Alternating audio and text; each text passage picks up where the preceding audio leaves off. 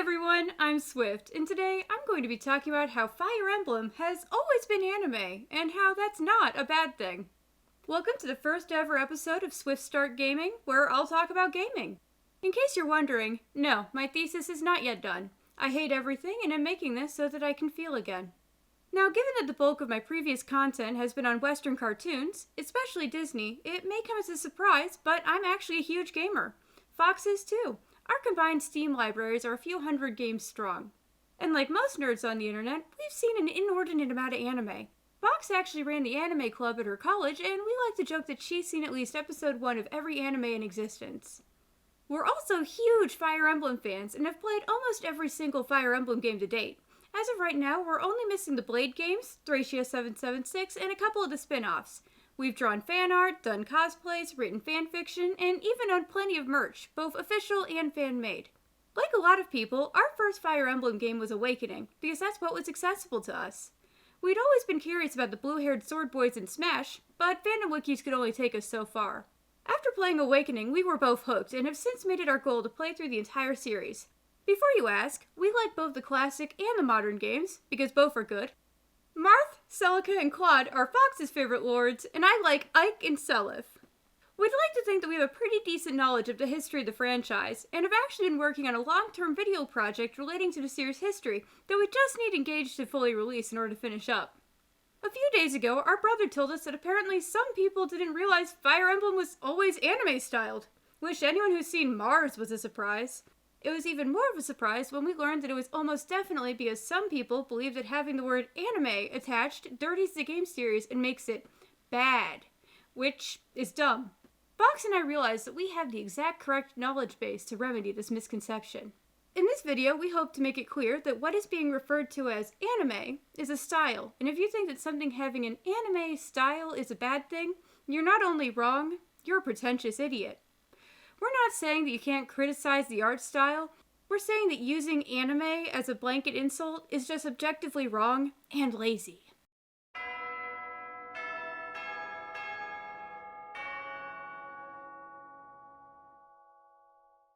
Let's start by talking about just what anime is. I can't believe I just said that. This is one of those video essays now. Anime is a word that broadly refers to Japanese animated media, but it can also be used to refer to the artistic and storytelling decisions frequently found in this media. In this video, we will primarily be looking at the artistic choices because deciding what tropes are anime originated is a recipe for insanity. Anime-styled artwork has a lot of common elements that differentiate it from Western animation. These vary from studio to studio and show to show, with some studios and animes having very distinctive looks. Some studios try to match a mangaka's original style when adapting a manga to anime. Others have their own set look that can be easily recognized on sight. And, as with anything, others can be anywhere in between. The style we've come to recognize as anime has evolved a lot over the years, but compared to Western animation, it is typically recognized as having thinner line art, more realistic proportions, larger eyes, and more fantastical hair and eye features than you'll typically see in Western cartooning. There's a lot of reasons for that, which I'm not going to be going into and have been better covered by others. And there are lots of cartoons on both sides of the ocean that fall into each other's loose definition. Avatar: The Last Airbender and Panty and Stocking are probably the most common examples of shows that don't follow the so-called rules of their countries to a T. Avatar, funny enough, frequently gets included in anime lists despite not being Japanese, while Chinese anime frequently has to fight to be included. The rules get even more fuzzy when it comes to studios that double dip into both countries, resulting in some truly unique works. The Big O, Batman the Animated Series, and Bakugan being some great examples of that. Bet you didn't know that Batman was made in big part by Sunrise, a Japanese animation studio. The lines are oftentimes thinner than you'd expect. Regardless, the style has evolved a lot over the years and varies within specific genres. Just look at some of the quintessential black-haired anime boys over the years. But why would an art style be a bad thing? Well, for a lot of reasons. A lot of which have to do with when anime became accessible to American and other English-speaking audiences. The first anime to make it over the Pacific were few in number and were usually cherry-picked because the importers liked them. They were cheap and easily marketed to children, or to Western audiences in general. As a result, a good number of people still associate the style with the style that was present when it first became really popular in America. The 4Kids/Toonami era, especially if you're a millennial, like me. A lot of these shows, not all, were prone to over-the-top, spiky-haired, attack-shouting, giant sword-wielding anime antics. And not everyone liked that. Additionally, with them came the birth of the weeaboo and that weird kid Naruto running down the hall at school. Simply put, it was cringe before cringe culture was a thing. And if watching Naruto made you cringe, then playing a video game with the same art style as that cringe made you just as cringe.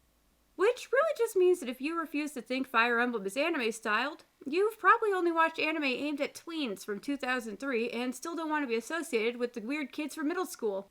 Because there's a lot more anime out there than you ever bothered to check out. Because anime is a style and not a genre, you can get a lot of variety and quality. Think of it like pizza. You have your Little Caesars fast and cheap pizza, but then you have your artisanal, lovingly crafted by an old Italian uncle pizza. Both are pizza. Both have bread and cheese and pepperoni, but dang can you smell the difference. Anime is the same way, although the fans all smell the same. That said, a number of pretty popular video games leaned heavily into that spiky-haired over-the-top aesthetic, some way better than others. But for a pretentious person who, again, hasn't seen an anime since they were like 12, that must mean that video games with an anime style are bad. Or if they like it, then it's a totally original, non-anime art style. Persona, anyone? When really it's just that the Japanese people who make JRPGs are frequently anime nerds who want to be able to play an anime power fantasy and maybe struggle to keep their art style modern. Which brings us back to Fire Emblem. Fire Emblem has been around since 1990 and there are a whopping 17 games, not including spin-offs. Some of the more recent ones, starting with Awakening and ending whenever you're watching this video, have a modern anime art style that varies a great deal from the style of the older games. It's changed from game to game, but the change is especially noticeable in the newest edition, Fire Emblem Engage. Engage is jarring, and not surprisingly, Alear has two-toned neon hair and along with the rest of their cast, looks like a bunch of B-rate VTubers and rejected Genshin Impact characters. Surely this means it is a freakish anime outlier, a scourge on this earth, and not a real Fire Emblem game. Full disclosure, at the time of writing this, I hadn't played the game because I'm a sad, overworked college student, so if it turns out to be that, then shoot me in the foot. I don't know if it's a bad thing that Engage looks the way it does. What I can say, however, is that while it's a different style of anime, no doubt in a bid to appeal to the Genshin-playing VTuber-watching youths, Fire Emblem has always been drawn in an anime art style, and to claim otherwise is factually wrong. I'm amazed it needs to be said. And if you still don't believe me, we're going to prove this, game by game, designer by designer. Fire Emblem as a series can be roughly broken up into 4 eras. The Classic Era, the GBA Games Era, the Radiant Games, and the Modern Games. The Classic Era of games are marked by all having been spearheaded by Shozo Kaga, the creator of the series. The Game Boy Advance games are self-explanatory and were made after his departure from Nintendo. The Radiant games include the 2 GameCube Fire Emblem games, Path of Radiance and Radiant Dawn, which fall in an awkward in-between place where they don't quite match the GBA games, but are too early to be modern. And the modern games are everything Awakening on. Now, Kaga was a man who wore many, many, many hats. He wrote the games, wrote a lot of code, and, important to this discussion, drew full-body art of every single character. It wasn't great art, but he tried. And it was full-body, which is more than we can hope for these days. It was also in an anime art style that was especially commonplace for fantasy anime at the time. Aesthetically, we've got the same big shoulder plates, fluffy hair, and tunic outfits all the fantasy anime were rocking at the time. But it's more than just the common fantasy pieces. It's the eye shapes, the way the hair is drawn, and other elements that make it clear that Kaga was drawing in an anime art style. Heck, Marth even got a failed anime adaptation in 1996 where he looks just like himself. Clearly, early Fire Emblem has its design aesthetics rooted in fantasy anime. Don't believe me? Just compare original art Keita to contemporary anime character Yuri from Dirty Pair Flight 005 Conspiracy. These girls could be twins. And before you say Yuri copied Keita or something, while her anime aired in 1990, her manga had been running since 1980. And it wasn't just that that's how Japanese creators drew characters back then either. Want to see a game that you'd expect to be anime, but isn't? Final Fantasy V. While Final Fantasy's most recognizable character is Cloud, who's probably the king of big sword spiky-haired anime boys, the series hasn't always had that aesthetic. Early on, Final Fantasy had a very traditional, painterly look for its characters. Here we have Fire Emblem Celica, Final Fantasy V's Lena, and contemporary anime character Tia from Bastard all in their original 1992 art. Notice something? That's right. Final Fantasy, the king of giant swords and spiky hair, didn't always have that kind of art style, but Fire Emblem sure did. Tia clearly had a big influence on Celica's design, and Lena, interestingly, in her early concept art, had a likely Tia-inspired look like Celica does, but it's clear that they changed their mind early on. Like Yuri, Tia's anime came out the same year the game with the corresponding Fire Emblem waifu released, but also like Yuri, it was already a successful manga for a few years beforehand, meaning Kaga probably either read the manga or at least saw a picture of the girl. But Kaga only ever said that he had seen Gundam and Legend of the Galactic Heroes. And I'm not about to list out every single anime I've ever seen either. Especially not two horny-ass fantasy ones wherein one kissing a virgin gives the guy superpowers. Also, hate to break it to you, but Gundam and Galactic Heroes are safe answers. They are two of the most popular or generally respected anime for a man in the 90s to like. I mean, it's war and giant robots with enough deep themes to make it clear you're watching it for real artistic reasons. Not just because cartoon robot go boom boom.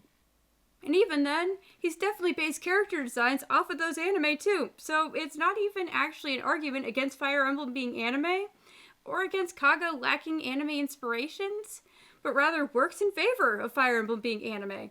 Case in point, Came is Serious.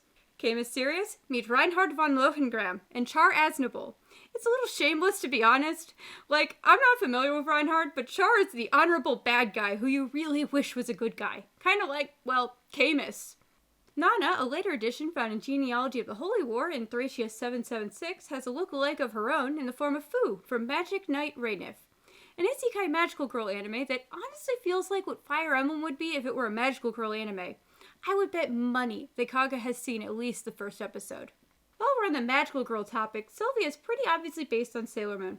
Okay, because I know someone's going to bring it up. Specifically, Sylvia's personality is based on a stereotypical Kogal girl. Kogal is a subset of Gyaru, which was popular in the 90s. Basically, the idea was for school-age girls to look more grown-up and sexier. So as a way to accessorize their school uniforms, they'd wear shorter skirts, leg warmers, tan their skin, and dye their hair to be lighter colors. They were usually seen as materialistic. They also had their own unique slang, which is reflected in Sylvia's improper grammar.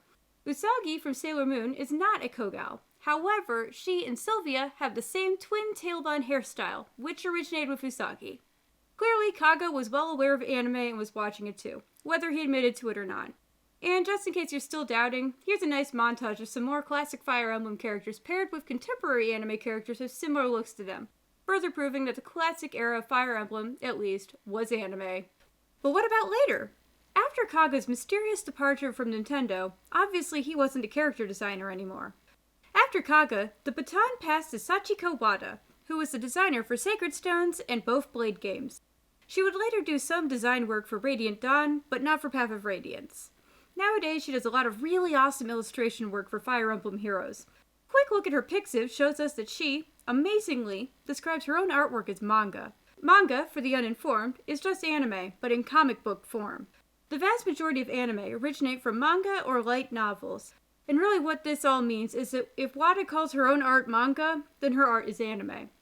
Well, we could still be wrong, so let's compare Erika, Ephraim, Roy, and Pals to some contemporary anime characters, shall we? Oh, wow. Amazing. It's anime. When it came to being the character designer for the GBA games, Wada found herself in a tricky position. Without Kaga around anymore, the series had to choose a direction to move in artistically. Concept art for Roy shows a few very different approaches she took before settling on the look for our boy Roy. With the big eyes and the wild hair, Roy was almost a peak early 2000s anime boy. Instead, Wada appears to have merged the older anime art style of Fire Emblem with the big-haired, youthful-eyed one that was common in this time period in order to get the naive and wildly underqualified lore of the first GBA game. Roy shares a lot in common with Arc from the 1999 Arc the Lad anime adaptation. Meanwhile, young Elowood's face shape resembles the more serious concept art of Roy, but Elowood has strandier hair than his son. This is similar to Takia from Hono no Mirage, which, before you ask, yes, is a yaoi. Elowood has peak yaoi boy hair. Just be glad he doesn't have the hands to go with it. It's really not surprising that a young nerdy woman from Japan in the early 2000s was into yaoi.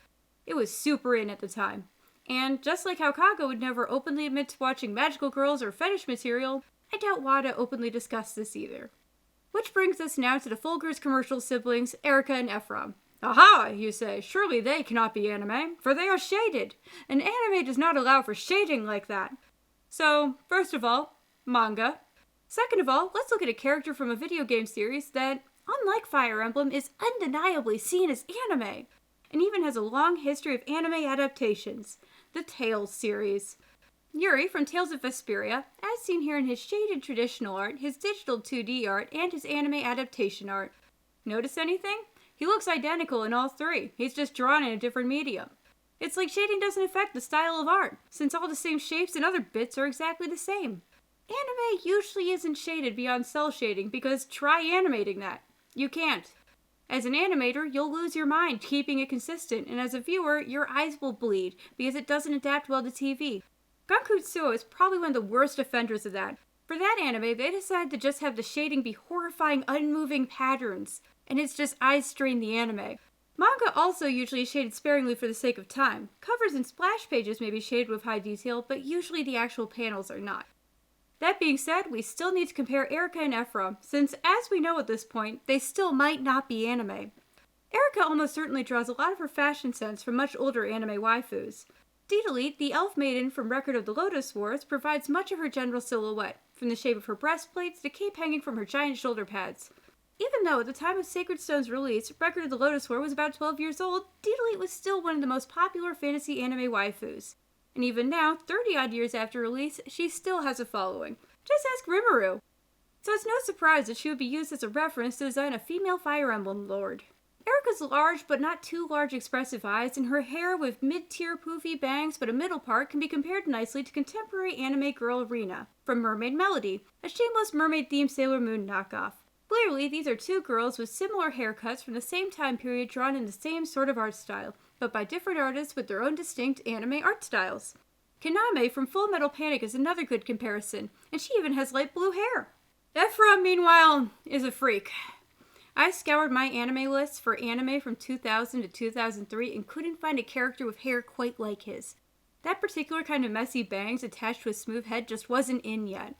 Hideki from Angel Beats is the closest match I could find, but he doesn't come out until 2010. Ellawood is our Kawaiiacanth. Or a yaoi boy. This 2002 yaoi boy kept coming up in my searches, but for the life of me, I could not find the actual comic he is from. But as you can see in his 2002 era scan blurriness, he has bangs, he has a smooth head, he has slim eyes. So, like Ellawood before him, Ephraim likely has yaoi boy hair. And so does Inez, and probably others, but because of how generally hard it is to look up vintage yaoi, and for the sake of my brain and search history, it's probably safest just to assume that Wada was a reader of yaoi, or at least got some ideas for how to draw male hair from it. Takeaway, as always, is, it's still anime. As before, here's a nice montage. Don't worry, it's not all yaoi, God help me. Which brings us to the two Radiant games. These poor games are probably some of the least played games in the entire series due to low advertising, low production, low sales, and being on the GameCube. If you want to play them now, you pretty much have to pirate them on a janky GameCube emulator because the hard copy costs as much as the Good Smile giant Marth figurine. Ike, despite being the most popular Fire Emblem lord, is also the one the fewest number of people have actually played as. Other than Leaf, that is. Sorry, Thracia776. For the Radiant games, Senri Kita was the lead character designer. Prior to this, she had done a little bit of work on Sacred Stones and would later go on to draw cipher cards and for Heroes. Like Wada, on her Pixiv, Kita describes her art as manga. But, maybe it's not anime. Yeah, no, I'm just gonna say it. Ike in Radiant Dawn looks like Guts from Berserk. Especially in this specific picture. And while Berserk is considered to have an alternative anime art style, it's still regarded as an anime. Mist in her Radiant Dawn outfit especially resembles Angelique from Angelique Shiro Tsubasa no Memoir 2000, which is an Otome game with an anime adaptation. The Angelique series has a few characters who weirdly resemble Fire Emblem characters, but not close enough to draw as direct lines as between Mist and Angelique. Like Haku from Spirited Away, Kurf Naga, who has the same design in both games, is a green-haired dragon boy with that exact haircut. Like, Haku looks just as much like a long-lost sibling to the guy as Soren does. He can also be compared to Akira from Hikaru no Go, another green-haired bob-headed dude. Clearly, green-haired bob guy was in the anime world around this time. But perhaps even more importantly than anything to do with art is the writing staff. For Radiant Dawn, 2 extra writers were brought onto the team. And of the two, Suzuyo Umezawa's only other credit is writing dialogue for the 6-minute animated special of Wish, which is a Clamp anime and manga. Clamp, if you weren't aware, is an anime and manga production company. Cardcaptor Sakura, Code Geass, and Chobits are probably their most well-known creations. And while Umezawa didn't work on those big names and worked only on an itty-bitty little adaptation, they still wrote an anime. By the law of osmosis, that surely by default makes Radiant Dawn an anime. But Swift, you're thinking, this all only proves that Radiant Dawn is anime. It does nothing for Path of Radiance. After all, Ike has a different design in Path of Radiance. Maybe that sneaky Clamp writer turned it anime when it wasn't before. En contraire, mon ami. Young Ike resembles a different young swordsman of a headband, Orphan from Sorceress Stabber Orphan, which, although it came out in 1999, rather fits the aesthetic with intense eyes and big shaggy hair hanging all over a grab-wrist headband. Nothing is more anime than a grab-wrist headband. As for the supporting cast, Raisin has a lookalike named Hanjo Matsuri, who's from the mouthful Suki na Mono wa Suki Dakara Sho ga Nai, which is a yaoi otome game with an anime adaptation. Mia and Haruhi Suzumiya from the Melancholy of Haruhi Suzumiya both rock this very specific headband bang over hair combo, and with Haruhi's longer hair art, the similarities are even more apparent. Incidentally, the hero from Goblin Slayer looks like what you'd get if these two ladies fusion danced. Yuki from Sword Art Online is yet another of this headband tough girl trope. Marsha and Nami from One Piece almost certainly go to the same hairdresser, and there's still more yet. I'm just gonna montage them. It's clear that compared to Kaga and Wada, Kita used slightly more mainstream anime and manga for her inspiration. From here, we have the remakes for the OG Marth games, which as remakes are weirdos in a categorization scheme. This is the dumb, poofy pants Marth era. So, question of the hour, is a remake of an anime game still considered anime? Well, folks, it's a hard call. The characters were designed by 2 artists this time. The first being Daisuke Iizuka, who had worked on the GBA games in the Radiant series before being upgraded to character artist for Shadow Dragon. Like the previous artists, his Pixiv describes his work as manga, and he's gone on to draw for Heroes in Cypher. The other, however, was a surprise to me. Masamune Shiro, aka the guy who made Ghost in the Shell, aka the, ultimate cyberpunk robot girl anime manga series other than Aelita Battle Angel. It's kind of amazing because you look through his credits and it's all Ghost in the Shell or his other original works, and then randomly Fire Emblem Shadow Dragon is in there. Why? I have absolutely no idea. However, according to a Reddit post by Sir Ragnell, while Daisuke Iizuka was in charge of the character portraits and design directions, Shiro was the one who illustrated various characters using his very own art style. I've seen a few other pages say that Masamune had more of an involvement than just artist, but it's hard to say for sure how the labor was split between the two men. So basically, what this means is that the characters were all drawn by one of the most famous mangaka ever, which I feel like auto makes Shadow Dragon a New Mystery of the Emblem anime. Unfortunately, a lot of his artwork is very not safe for work, but just compare his version of Keita to the blue-haired girl on the cover of his portfolio Cyberworld. Apart from making it safe for work, it's pretty clear he drew Shadow Dragon very much in his own personal art style and wasn't influenced to change it for the game. Masamune has a very distinct art style that if it wasn't so not safe for work, I would put up more comparisons with different Shadow Dragon characters. Just take Keita as queen. Marth did. I suppose we can look at the two Chris's since they are the poster children for the game, and they nicely pair up with contemporary characters Winry and Roy Mustang. Boom, even the new kids are anime. Which brings us to the modern era, which I find especially hilarious that I need to do this with since I remember when Awakening came out and some hardcore classic people I knew freaked the heck out because it was too anime. Really, it was just that there was such a big gap in games that while previously we could follow a natural, gradual evolution of anime art, it was very suddenly different and modern. And since we Americans didn't get New Mystery of the Emblem, and because Shadow Dragon was drawn in an older art style, it really made Awakening seem like an alien object. Clearly that 4-year gap was killer. Yusuke Kozaki is the character designer for both Awakening and Fates, and had previously drawn a handful of cards for the Fire Emblem trading card game. Nowadays he draws for Heroes, and he also did some work for Cypher. Now, everyone thinks the modern games are anime, and they'd be right, but we're going to compare them anyway, to be fair. Awakening does have its beautiful 3D modeled anime-like cutscenes done by a real anime studio, but as we all know, to the most enlightened basement dwellers, it's not really anime unless it's 2D, so we gotta look deeper. So, Lucina has a pretty immediate twin, no, not in Marth, in Rias Gremory from High School DxD, especially on the light novel cover. Yeah, she's basically redhead not safe for work Lucina. Also from High School DxD is Ravel Phoenix, who is basically Maribel with fewer pigtails. Chrom is a long-haired pale man's version of Daiki from basketball anime, or Kuroko's basketball. Just look at those eyes! So many Fates characters can be immediately paired off with assorted cast members of Awari no Seraph, I can't believe it's not yaoi vampire anime.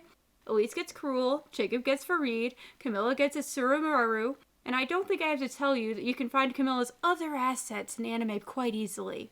Azura, meanwhile, matches up with Murarune Lorelei from Monster Musume. Neither of them know how to cut their bangs. Not to beat around a dead horse, but clearly Fates and Awakening are anime. Which brings us to the next game, Shadows of Valentia. For the remake of Gaiden, an artist known as Hidari was brought on. IS had actually wanted to use him for years, but he was always too busy. Hidari has done a lot of design work for a lot of different RPG games and even a few anime. The Shadows of Valentia work is pretty unusual. The color choices especially surely mean it's not anime. So a quick look at Atelier, one of Hidari's other works, shows you that this dude colors people in sepia yellow. I don't know why, but that's a thing he does. And it looks really cool. It also has these very neat anime-look cutscenes that on my tiny 3DS screen tricked my brain into thinking that they were 2D anime. It's not as successful on the big screen, though. So, going by the perfectly sound logic we've accrued, SOV is clearly anime. Which brings us to Three Houses. Fire Emblem Three Houses character designer was Chinatsu Kurahana, whose previous credits include multiple anime and otome games, including Uda no Prince Sama and Aquarion. Uda no Prince Sama is an anime I keep meaning to see and keep forgetting I want to see it. It's basically an idol boy anime where everyone has crazy dark backstories, like actually being evil or a lost prince or what have you. It's not hard to find the Three Houses in her earlier work. Cecil in Prince Sama is a dark-skinned, green-eyed, biracial prince from an ambiguous eastern desert nation and can be pretty easily compared to Claude. Many have drawn the obvious connection between Three Houses and Persona 5, which is especially reflected in the way the characters' eyes are drawn. However, as many people try to tell us, despite having an anime adaptation and being drawn that way, Persona, like Fire Emblem, isn't necessarily an anime game. So instead we're going to look at a video game that is seen as an anime, complete with an anime adaptation that Three Houses also drew from. Danganronpa. Kirigiri here looks an awful lot like Edelgard, doesn't she? Flame has similarities with another anime video game with an anime adaptation. She bears a striking resemblance to Emerald, one of the villains from Tales of Graces. In the same vein, Lysithea resembles Agria from Tales of Xillia. And my personal favorite find, for all Sylvix shippers out there, has to be the anime Kizuna, the first ever explicitly yaoi anime to make it to America. These are the main characters. That A support, am I right? Oh, and there's anime cutscenes in Three Houses too, but, you know. Which brings us, at long last, to Fire Emblem Engage. What, you thought I'd cover Heroes, SMT, and Warriors? Fine! Speedrun! Heroes. While artwork for this game comes from across the entire series worth of designers and artists, the OCs in Heroes appear to be designed by Yusuke Kozaki, Maishima Shigeki, and Yoshiku. We've already covered Kozaki. Shigeki straight up draws actual manga, making any art anime by default.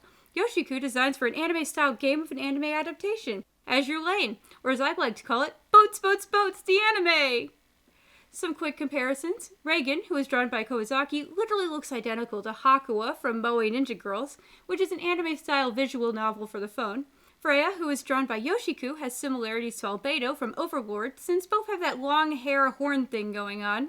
Mirabelle's giant pigtails can also be compared to Kier Coral's giant pigtails from pre-Kier Tropical Rouge. The Fire siblings, Levitain and Leguorn, have similarities with Kill la Kill siblings, Ryuko and Satsuki.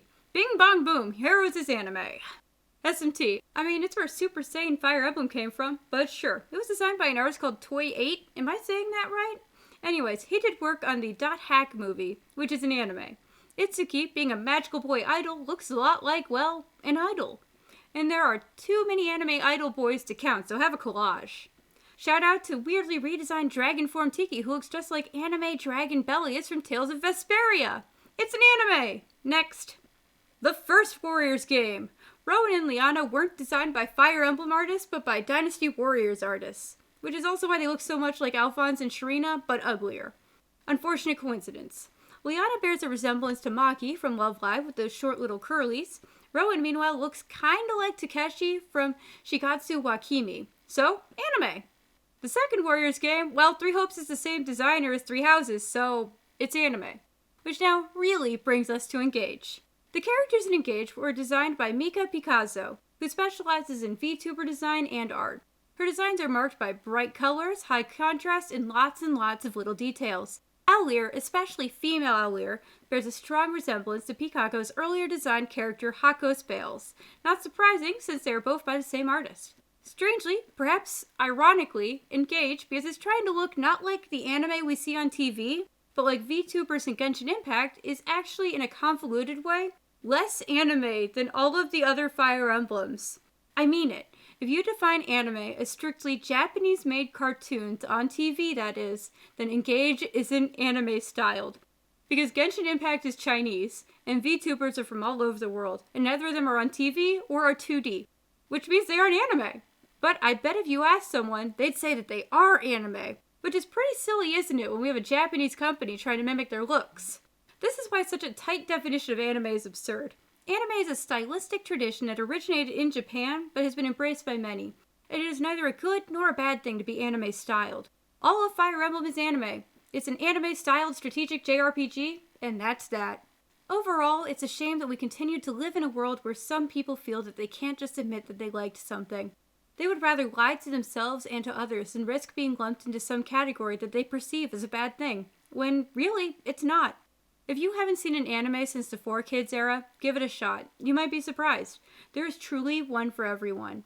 And if you still think Fire Emblem isn't anime, or if you still can't accept that, stop and ask yourself why. Because maybe, just maybe, you're a pretentious bully. And you know, the one thing those Naruto-running kids in middle school have over you is that they're honest with themselves about what they like and what makes them happy. This has been a wild ride to put together. I learned a lot, and I'm glad to be able to put the research skills that should be going to my thesis to set this record straight. Probably my favorite part has been figuring out what the particular artist had to be into in order to piece together the puzzle pieces of their inspiration. I did not expect so much yaoi. Some character designs are definitely 100% stolen, and that opens a door of its own. Is it really okay for IS to do that? Like, in Kaga's era it was one thing, since he wasn't a professional artist, but later down the line, especially come Three Houses, it gets more than a little questionable. What led to that? Poor working conditions forcing artists to cut corners? A history of theft? Laziness? Who's to say? Fox and I had known about Reigen's doppelganger Hakuwa since Reigen first came out, because Fox plays Moe Ninja Girls and went insane the moment Reigen popped on screen. Hakuwa's even a bad guy, and his facial expressions have way too much in common with Reigen's for comfort. But that's a subject I'll be pinning for later. As any Fire Emblem fan knows, you will both love Fire Emblem and you'll hate Fire Emblem. It is a heavily flawed but also wonderful series. Fox and I plan on making more Fire Emblem content in the future and already have a few ideas. At the end of the day, you'll be excited to form bonds of friendship with the heroes of your favorite army. Or marry the cute Cavalier boy in every game no matter what. Let me know if you think Fire Emblem is an anime or not in the comments below, and be sure to like and subscribe. See you next time!